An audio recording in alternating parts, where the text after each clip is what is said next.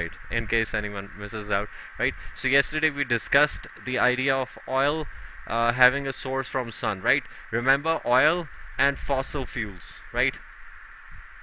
Fossil fuel, or you can say diesel generators, I'll say, right? Like, let's do this instead, right? So remember, diesel, petrol, these have different diesel generator, right? It gives you electricity. So what's the source? Ira?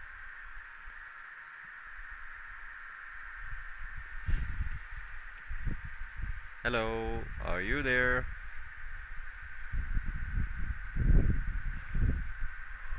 Ira, are you there with us? Oh, I was going to cross that. Yes, Ira. Can you hear us?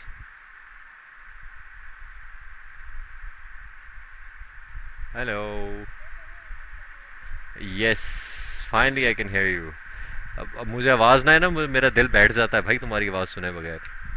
That's why I keep asking for your name. बोला करो यार.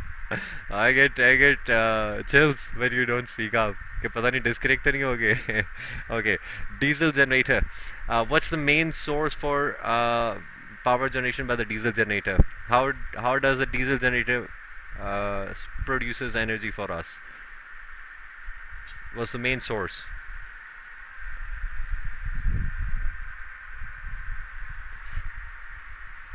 We will call it fossil fuel, right? Fossil fuel. Okay. Uh, More sources that we're gonna look into, right? Geothermal. What's the main source for geothermal energy?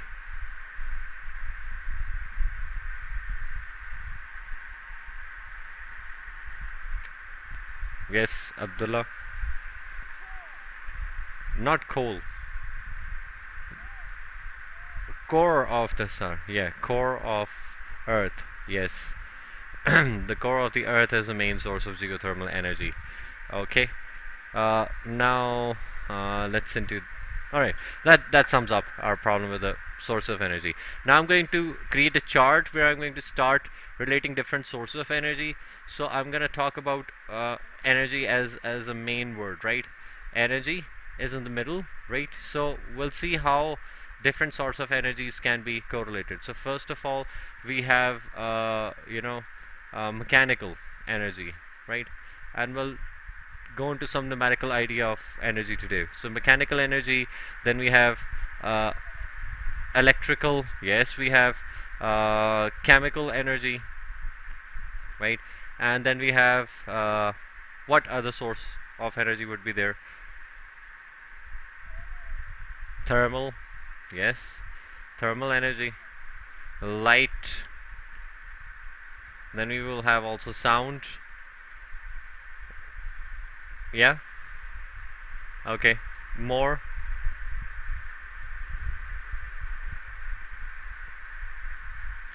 Nuclear, right? And I'll talk about other sources, right? For light we get the solar energy, right? And how do we get solar energy? We convert the solar energy directly into electrical energy, right? Directly into the electrical energy. So these are types of energies that we have, right? Different energies, and they can be converted into one another, right? For example, nuclear we convert into mechanical, right? Nuclear converts into mechanical, and that mechanical goes into electrical, right? To give us a.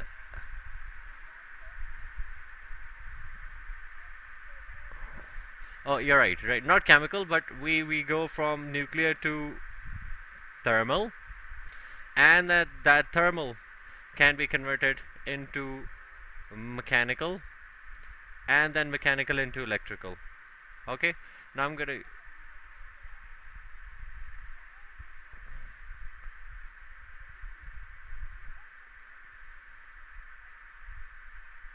Yes, sound can be converted into electrical, right? As well as mechanical. Both ways it works, and vice versa, right?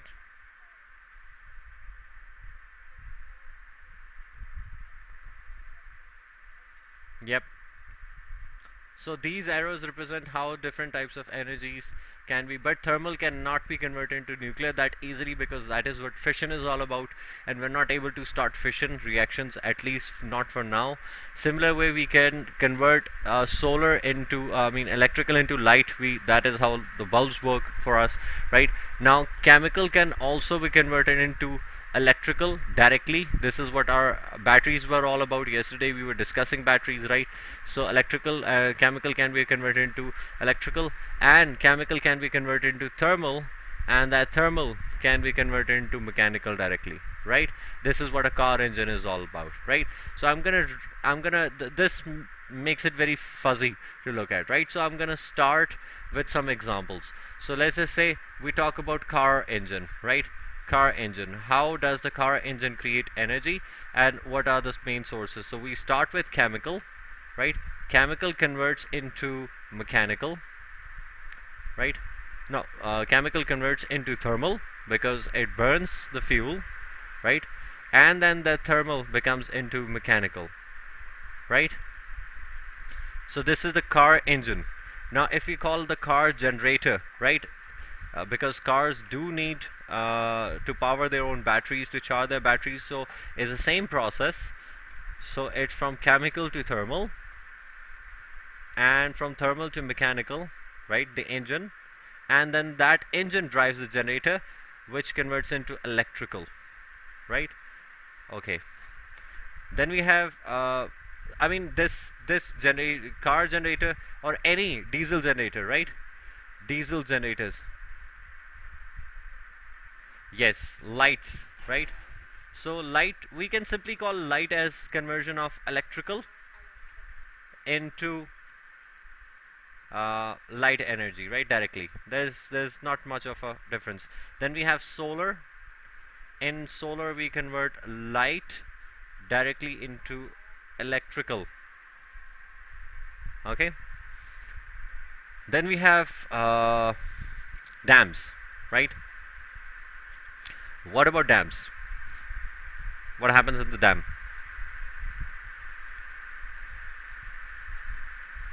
Yeah, we convert potential energy into mechanical. Yes. No, in not directly into mechanical, but into kinetic energy, and then into mechanical energy, right? Rotation of the turbine, and from mechanical into electrical, right? Now remember, two main energies that I did not write over there were the potential energy due to position, kinetic energy, and the third one, because usually they are considered part of the mechanical system. The other one is electrical elastic potential energy, right, in the elastic materials. So these are the three additional energies that we have, but usually we're talking about these main sources, right? Okay, so this is how the dams work. Okay, what other device should we work on? Windmills. How do they work? They convert kinetic energy into mechanical, right? The turbine, and that the turbine will again give you electrical energy, right? Now these are big charts. They can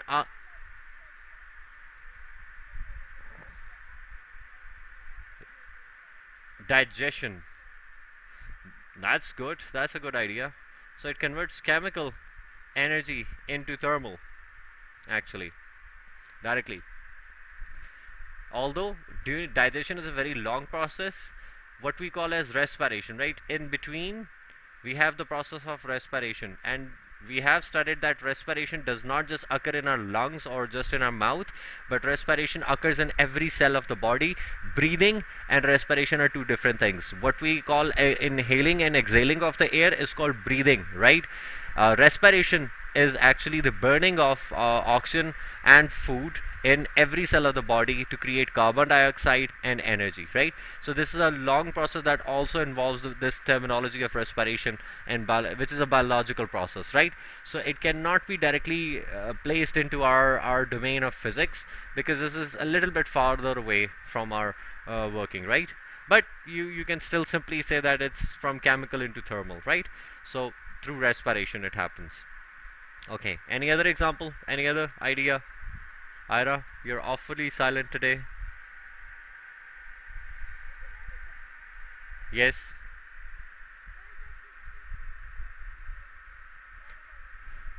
Yes, it is.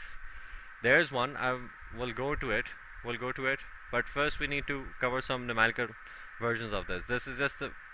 Okay, we'll cover this more with the questions, right? Okay. Now we'll talk about elastic potential energy,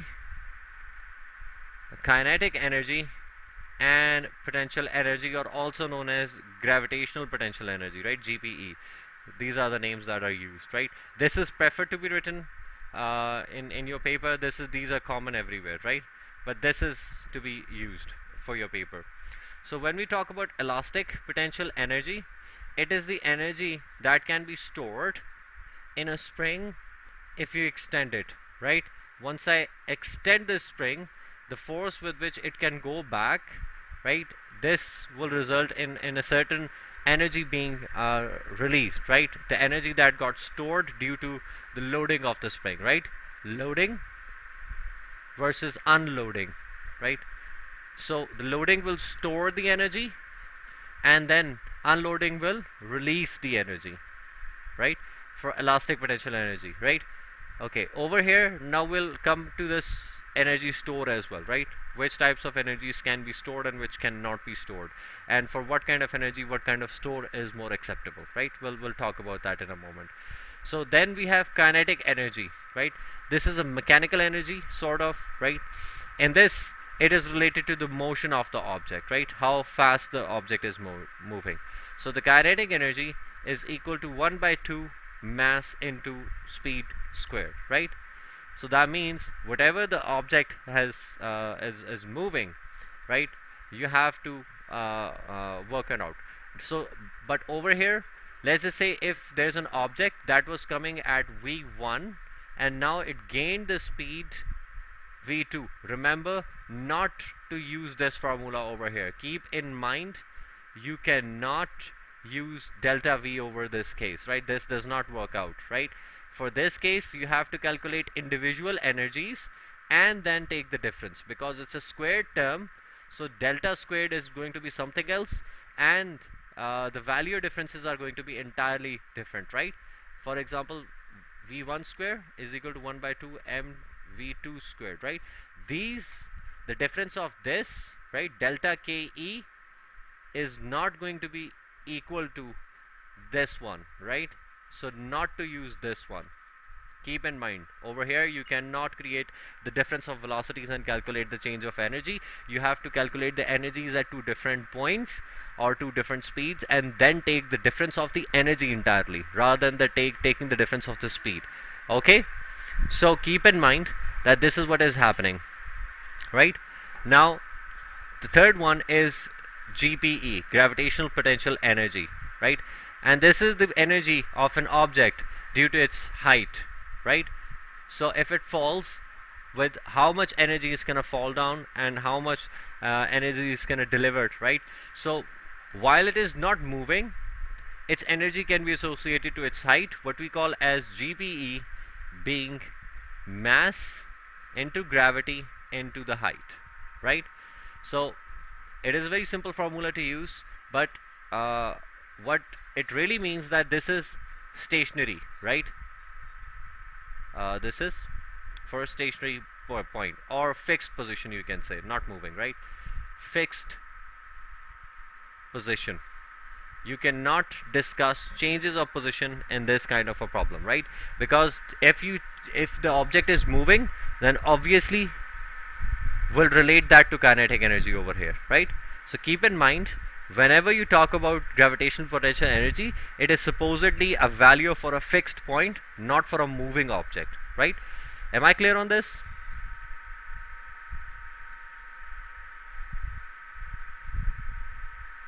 Yes or no? You seem to be clapping. Okay, Ira, are you clear so far? Okay, so I'm gonna give you a case, right?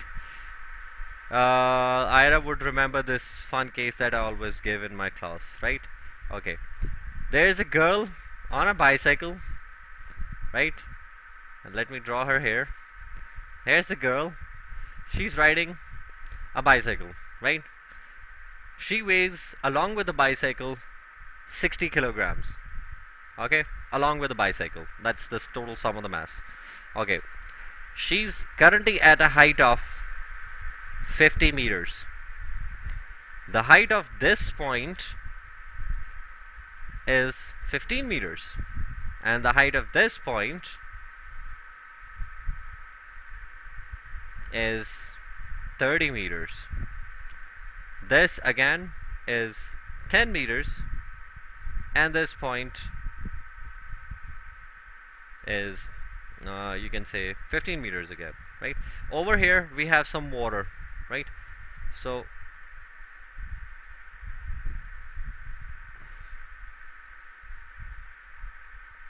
forget about whatever it looks like, just calculate. Okay, now we have some water. That means if she comes on a bike over this ramp, she's gonna go through water. Water is gonna cause resistance, right? So let's just say loss of energy associated with this water drag is going to be 100 joules, right? 100 joules energy is lost. Not 100 joules is too small. Let's put a bigger value, right? 500 joules energy is lost, okay, at this point. So calculate the energy. Now I'm gonna mark out the points for you, right? Kinetic energy at this point, kinetic energy at this point, and speed at this point. Can you guys do this? It's a very simple idea. Now remember, whenever the object is falling, it converts kinetic energy into potential energy, right? So whatever the remaining total, if this is the total potential energy at this point, if this is the PE, remember this is also a little bit of PE there, right? So this minus this is going to give you the difference of these two values, right? Which is going to be this one, right? For this much amount, this one. So it will give you this fall at this point, right? Remember, since it has dropped to the lowest point, so all of the kinetic energy will be converted into so all of the potential energy will be converted into kinetic energy at this point, right? So for this, first we're going to calculate the PE at this point A, right? Let's call this B, C, D and A, right? So at point A, the potential energy is going to be equal to mgh, right? The mass is 60, gravity is 9.8, and height is 50 meters, right? So we can simply calculate this value using the calculator to calculate right, 60 into 9.8 into 50, right? So it is going to be 29400 joules, right? So that's the energy of this total height, this complete height. Now remember, at point B, the potential energy is due to this little height of 15 meters. So again we're going to do the same calculation, except now for lesser height, right? And with this we're going to get the difference of the energy that she is going to convert into kinetic energy, okay? Okay, so it is going to be 60 into 9.8 multiplied by 15. So it is 8820 joules, right? That is the point energy at point B when she has already reached this point. So remember, so kinetic energy at B is equal to difference of A to B, right? A minus B. So that is going to be kinetic energy being equal to potential energy at A minus potential energy at B, because where did all of that energy go? It converted into motion, since we're not relating any losses over here. If they give you a loss, then you have to subtract the loss, right? Let's just say the loss due to friction, right? Friction at this ramp. This one has friction as well. Let me just highlight this. Let's just say this part of the ramp also is offering some friction, right? So we have to remove the friction from it as well. So the friction at this point is, let's say, 1200 joules, right? That also. So you have to subtract also minus friction losses, right? Friction loss. So you need to account for that as well in such a case, right? So it is going to be 29400 minus 8820 minus 1200, right? So the total value we will get is 29400 minus 8820 minus 1200, right? So the total kinetic energy that she has is 19380 joules, right? Or what we can say 19.38 kilojoules. Okay, are you guys clear so far? Any confusion?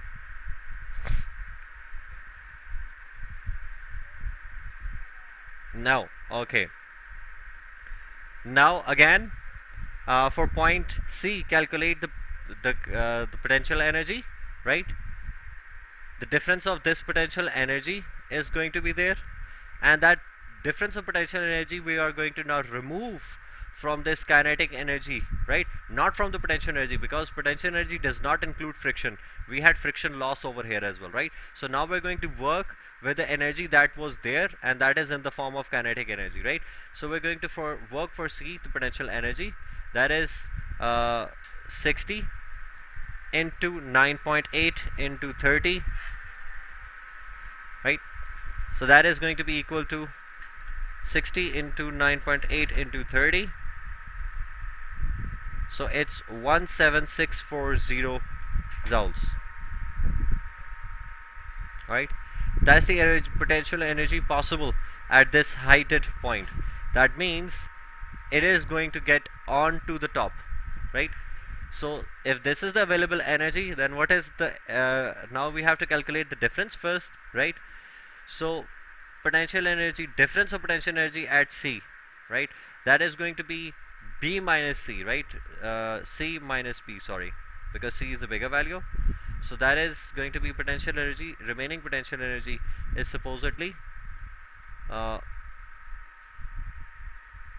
yeah, so 17640 minus 8820 joules. So that is equal to again 8820 joules, somehow surprisingly, right? So this is the energy that needs to be subtracted from this value, right? Because that is going to be the remaining kinetic energy left, not this one, but sorry, this upper one, this kinetic energy that we were working, right? This kinetic energy that we had dealt with. Now this needs to subtract it from the remaining kinetic energy that the girl had, because that's the change of energy she's going to have while going back up. Right now she's moving up, so she's losing kinetic energy, and we're supposed to calculate the kinetic energy, so we have to remove this fragment of the potential energy as well. Okay, so at this point the kinetic energy is going to be the difference of 19380 minus 8820, this difference of potential energy that we calculated.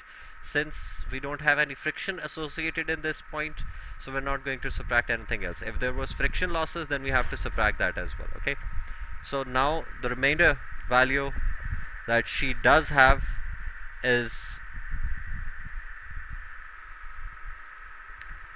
10560 joules. Okay, that's the kinetic energy now she is having at this point. Finally, we're supposed to calculate the exit speed. So remember, she is going to drop from this to 10, right?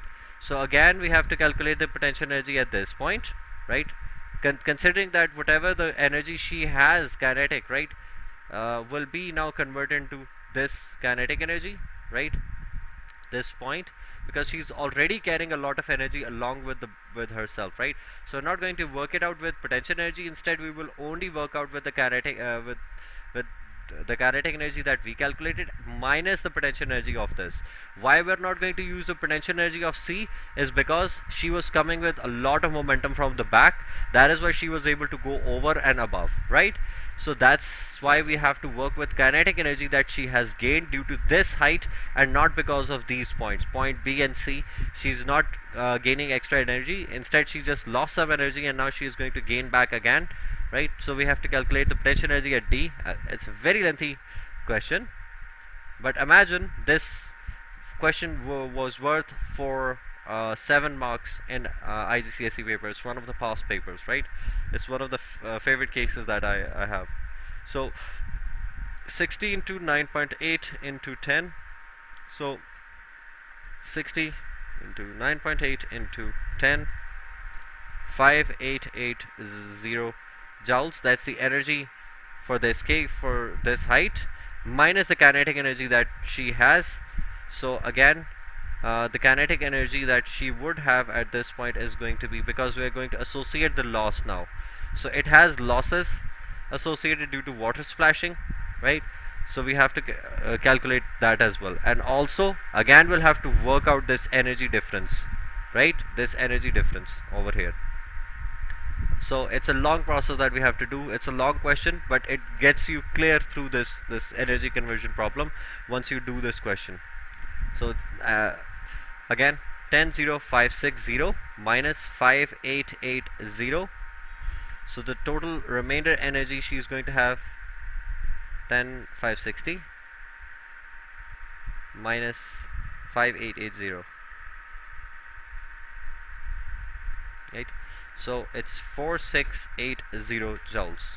Are you guys with me so far, or you just got lost in the question?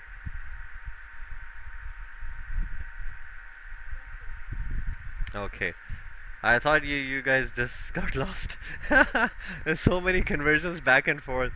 Again, for PE we have for point E we have to get the energy, because now she's going to lose more energy in gaining in potential gain, right? So she is gaining height, so she will lose more energy at this point, and whatever the left energy she is going to have, we're going to calculate speed from it, right? That was the ultimate question. Calculate the speed of the exit, right? So potential energy at E is going to be mgh again, 60 into 9.8 into 15, right? I think we do have value somewhere for 15. It's 8820, right? So 8820 joules. Oh, we forgot, sorry, we forgot to subtract the water energy over here, my bad. So it was 500 joules as well, so it is going to be 180 joules, right? Do you think she's going to climb this, considering the kinetic energy she was left was this? Is this possible to get this climb? This climb? Wow, my dear, she's going from 10 meters, not from 0. You see, this value we calculated is from 0. We're working for 15, so we have to calculate the energy for D as well again, which was somewhere around here. For 10 meters we calculated, yeah, 5880. So it needs to be subtracted. So delta PE, again for climb we have to work with the change of energy, right? So 8820 minus 5880, that is going to be the change of energy she is going to spend to gain height, right? Not just because of that, okay?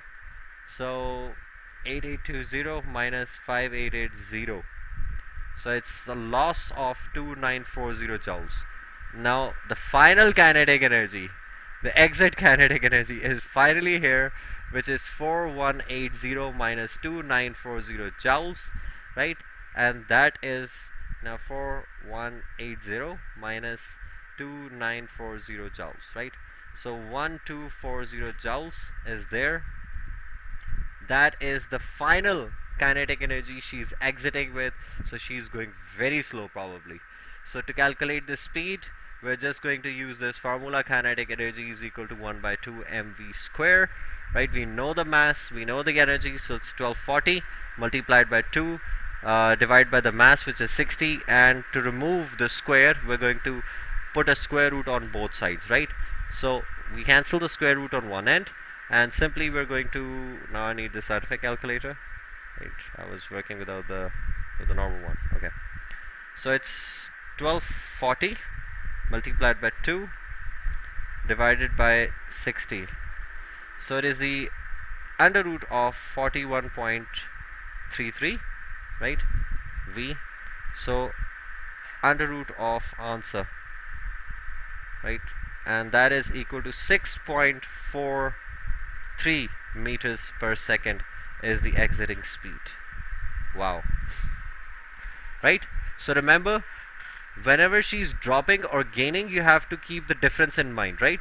Because whenever you're calculating the value for each of these points, you're working from zero height, right? While she's not at zero height, she's already at a certain height, even at this point, right? So the gain of energy needs to be discussed from the difference of these two energies, right? From 10 to 15. And for this one, we calculated 15 to 30 for the loss that she's going to incur in the kinetic energy while gaining the height, right? While dropping, we also did the same difference thing, right? So this is how we're going to work it out. Are you guys clear with this? Here's a long calculation. Ira, you're through? Okay. Now let's get to some fun questions. I said one question needed pirates problem to be, pirates need some help at times. They need some physics. Okay. So here's a question. Probably he's gonna love it, right? He loves pirates. Abdullah, you love pirates? Yeah, you do? Okay.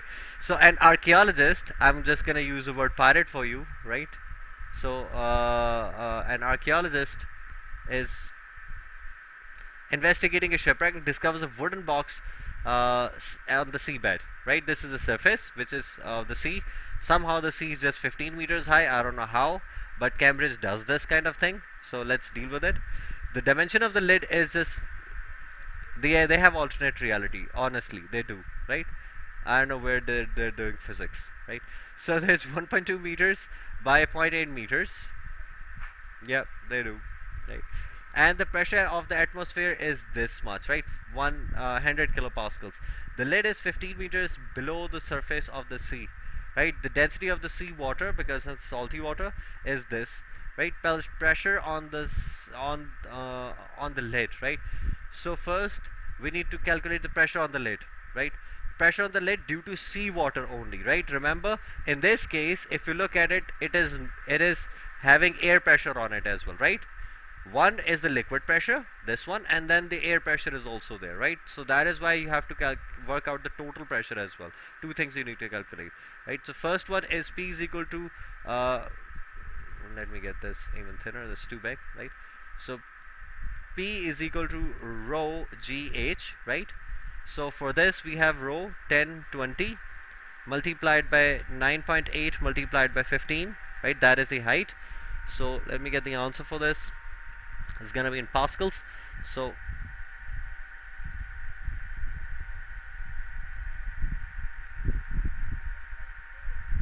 yeah, drawing pads, right?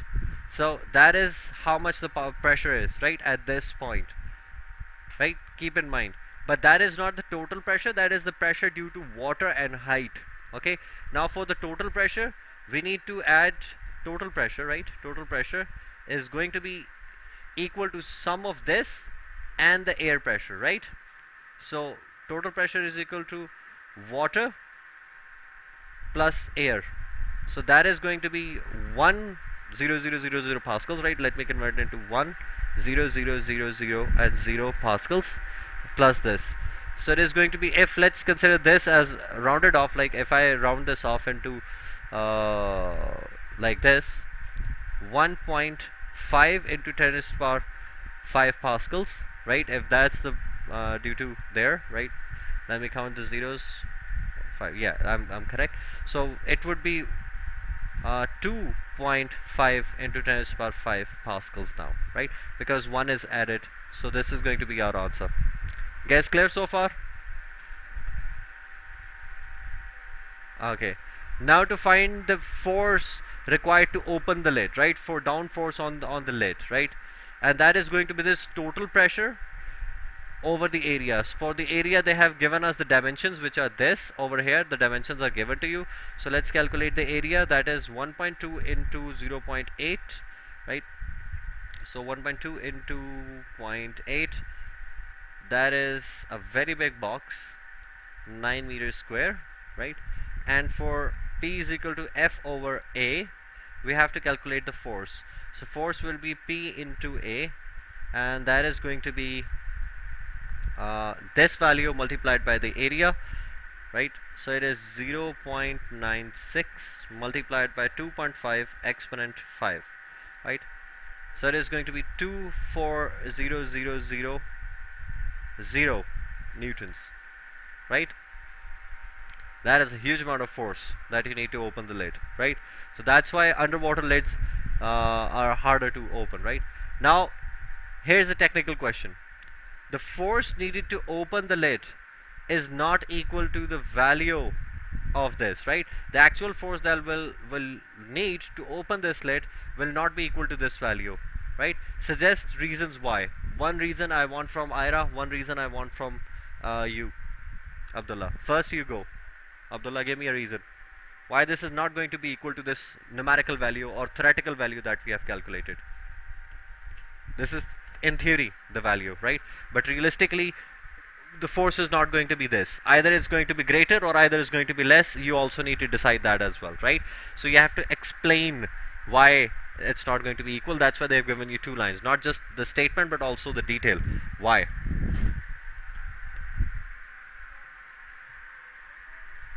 This is no, not at all incorrect.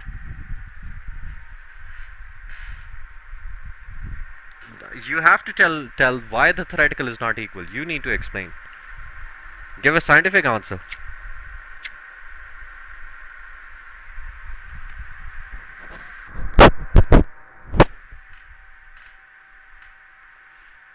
If you're not able to identify, I'll show you the picture as well. Why we can't, why the force that we have just calculated is not going to be equal to the pressure to open this lid, right? Why not? Ira, you've got an answer? Yeah. Go with it. Pressure is too high. Still not the right answer. Think scientifically, my boy. Ira. Yeah, because weight of the lid. Yes, number one. That's the problem. Weight of the lid. The lid would have its own. Oh, that's sparkly, right? Weight of the lid, right? That's one problem to deal with. God, these are all like weight of the lid, right? Weight of lid. That's problem number one. Okay, next, another factor that could be there, because we just calculated the pressure. We just calculated the pressure on the lid, right? We only calculated the pressure on the lid, and that requires this much force to be opened. But it could be greater. The more force would be required if the weight of the lid is considered, right? Weight of the box. Why the weight of the box is considered? Come on. No. No. No. Come on, you're going all around the universe. I know. You go again. Another reason. Do you have one for me?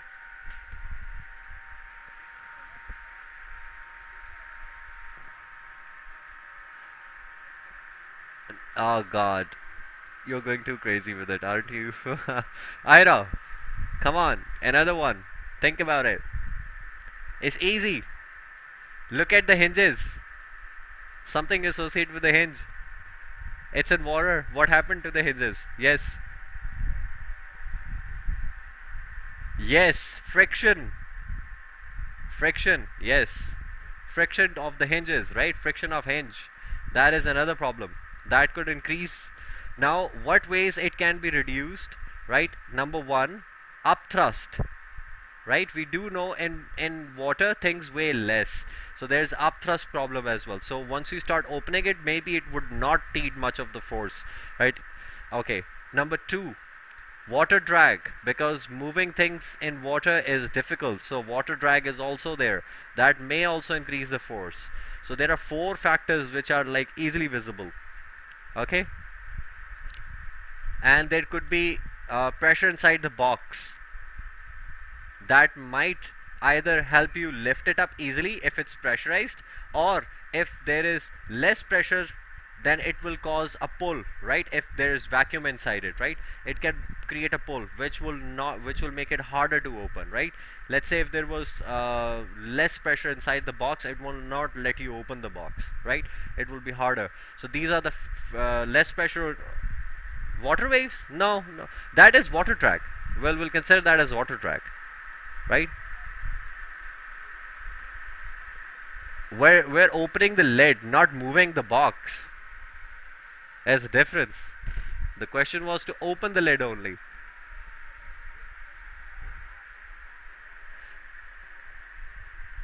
Now we're not moving this, we're just opening the lid, right? So we have to.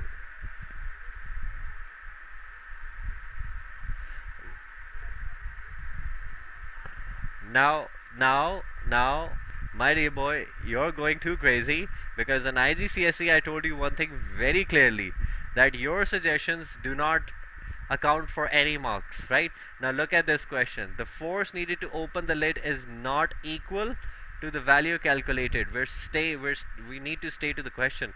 Suggest two reasons for this, not what you can suggest to make it easier. We're suggesting why it is not equal, not that we're going to move the box, right? So we need to stick to the question. Okay, so keep that in mind. All right, now moving to the next one. This is a pedal case. Again, it's a multi-complex case. It will require more than one topic to be considered, right?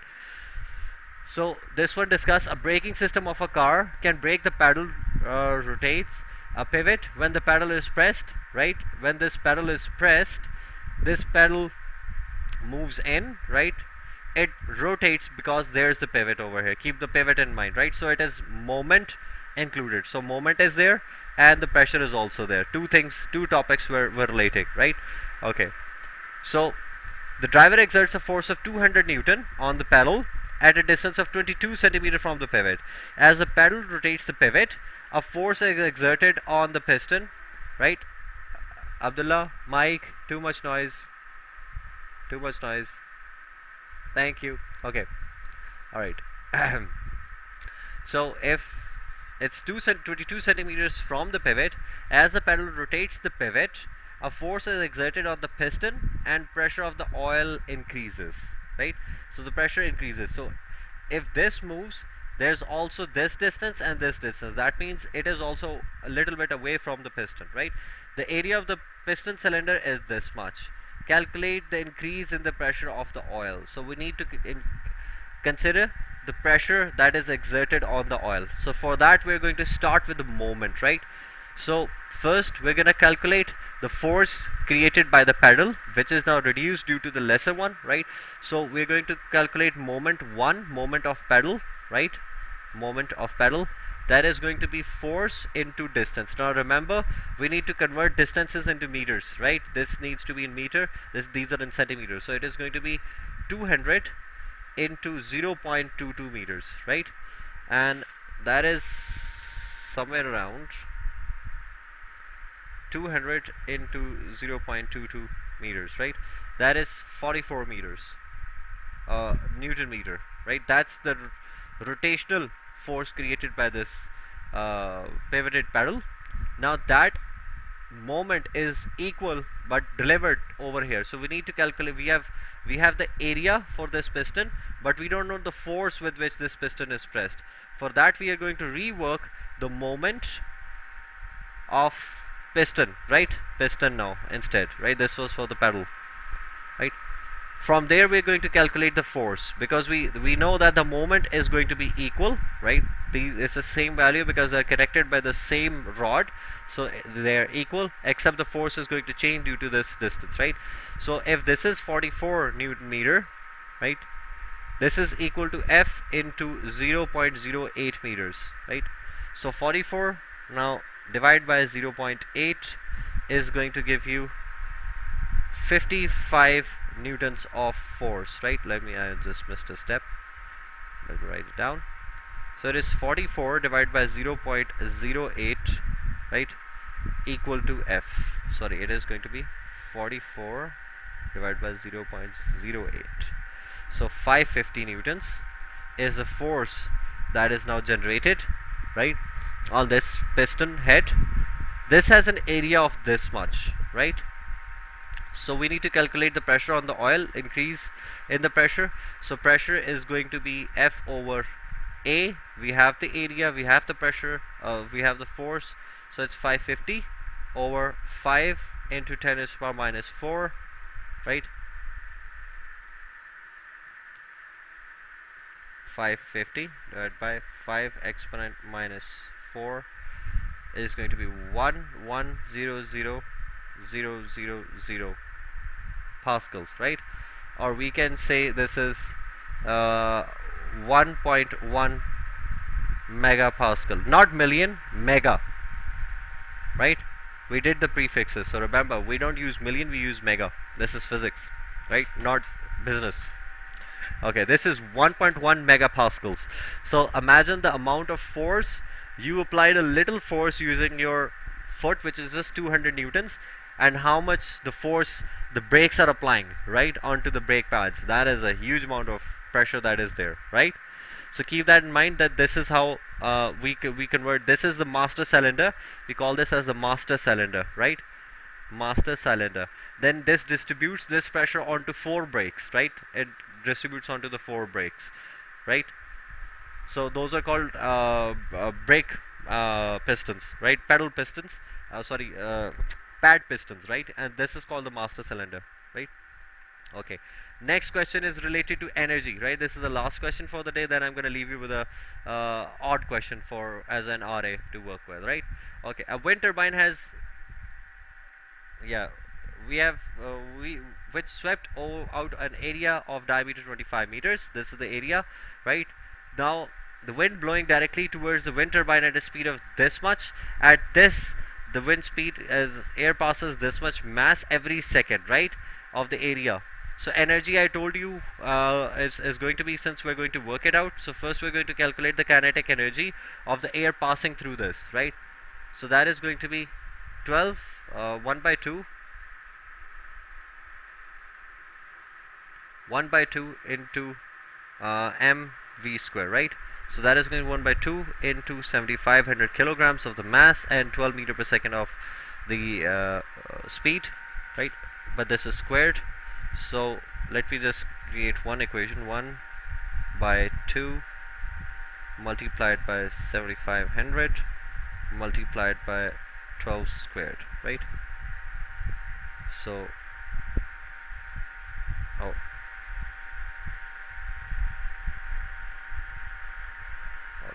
so it is equal to 540,000 joules, or you can say 540 kilojoules, right?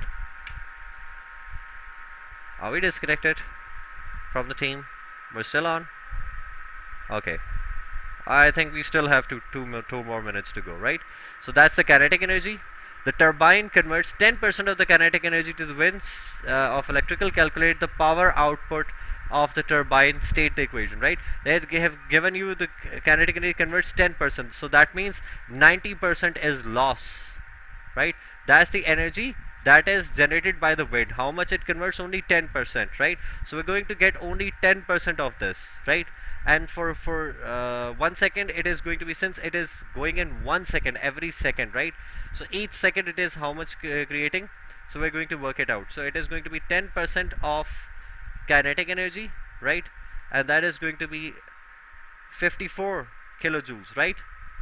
So that, if I convert into watts, it is going to be 54 kilowatts, right, per second, because we're calculating in seconds, so the time is already given as 1 second, right? Everything is for 1 second over here. If you look at it, per second is going, so the power would be per second as well. So whatever the energy we get, right, 10% of this is going to be the power. Okay, now please take the screenshot of this question. uh,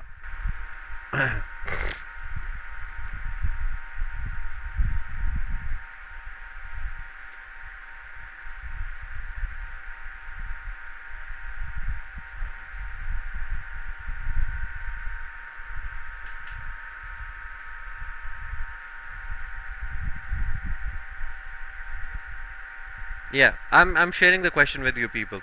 Just a minute, right? Just a minute. Let me share the question with you people. No need to share the screen. I'm just sharing the question, right? Let me just change some of these values. What it means, yeah, because it's written quite oddly, so you might not be able to understand what it stands for, right? What this value is. This is 6.0 into 10 is to power minus 3